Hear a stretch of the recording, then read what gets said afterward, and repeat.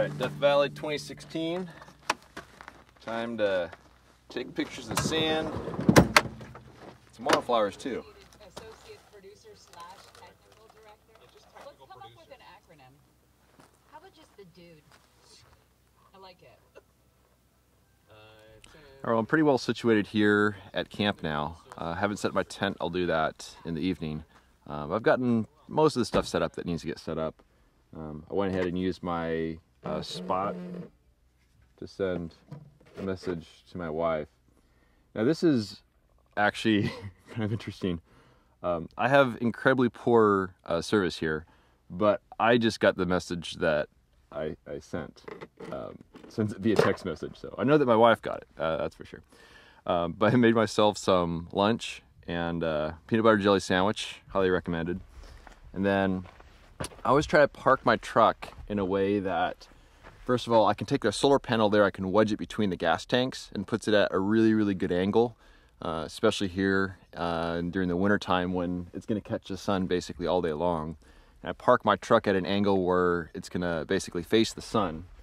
And then the power from that goes to the cooler here. And so this will keep my film cool and also some stuff like, juices and stuff like that. So I have that all situated. Now I just have to kind of get my bag packed up. I'm going to head to the dune field, which is right over there. I'm sure you can see it very well. It's about a mile away, super easy hike to get to it. And I've got some ideas as far as what I want to try this year. Definitely want to see if I can find a shot with my new 600mm lens, maybe some black and white. And at some point, if within the next few days we get some clouds, I really wouldn't mind shooting one of the photos I shot last year, but with some clouds in it, because I really, really like that composition. And that one also might do well as a black and white. But now I got to get all my gear packed up here, and then it's off to the dunes to see what I could find.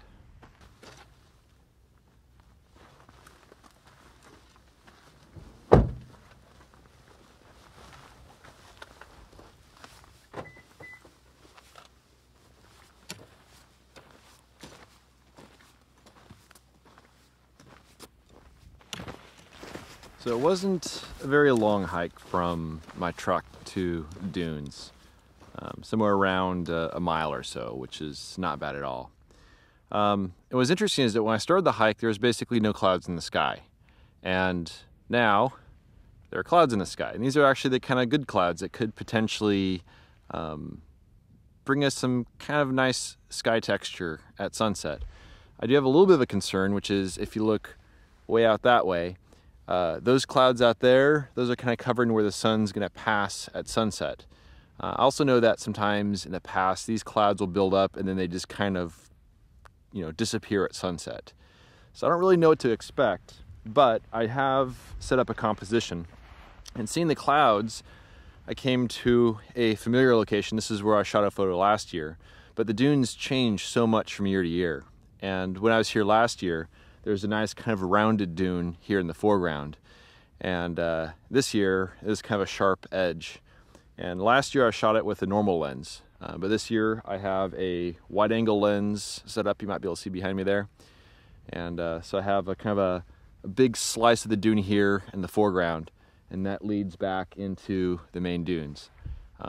In a perfect world, what I'd love to have happen is to have the sun drop below the clouds and illuminate the dunes right before sunset, but still have some nice clouds in the sky. I think that would make for a pretty nice photo, and I'm pretty happy with the composition I found. But I really don't know what to expect with these clouds. It could be good, could also kind of snuff it out, and there could be no clouds by the time sunset comes around. But it's a composition I'm happy with, and to the point that maybe if this doesn't work out tonight, maybe I'll just leave the camera here in hopes that maybe there might be some interest in the morning. I'd be pretty darn happy with that. But thus far, I believe I'm the only one here. I see what might be another car way, way back over there, but sometimes it's kind of hard to tell. Typically, I have this place to myself, which is pretty nice. Don't have to worry about footprints other than my own, as you see behind me there. But I've got another couple hours or so until sunset, so we'll see what happens.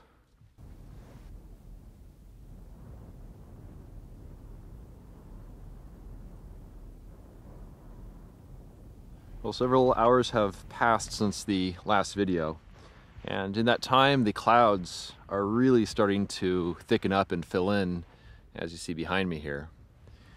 And this is something I've definitely experienced at this location in the past.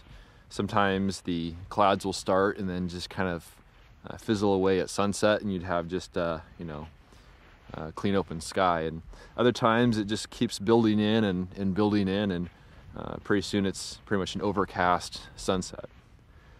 So I'm probably not going to take any pictures today, but I'm going to stick with the camera all the way through sunset, just in the event that maybe there's some sort of interesting sky texture, and maybe roll in kind of a moody twilight sort of exposure.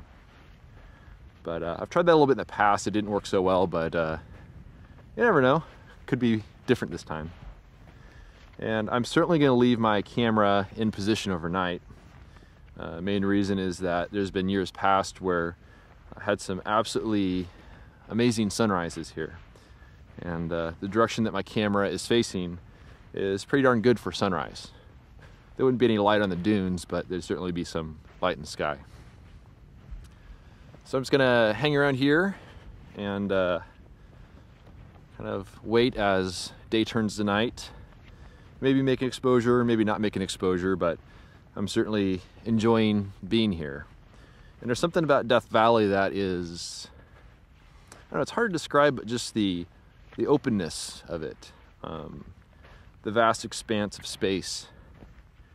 It's almost kind of comforting. It's kind of interesting. And Zion's fantastic. I love Zion, but Death Valley has a much different vibe. And even though this is my day 1 video for Death Valley, this is actually day 8 of my overall trip. And I kind of feel like it's you know, as fresh as if I had just driven here from San Diego. So we'll see what happens at sunset. But either way, I'm really enjoying myself here.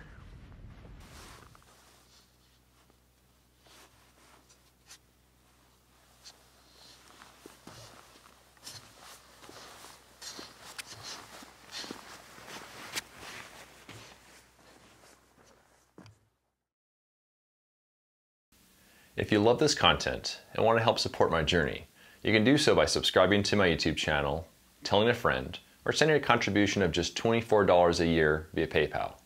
I depend on the generous support of people like you to produce this ad-free content.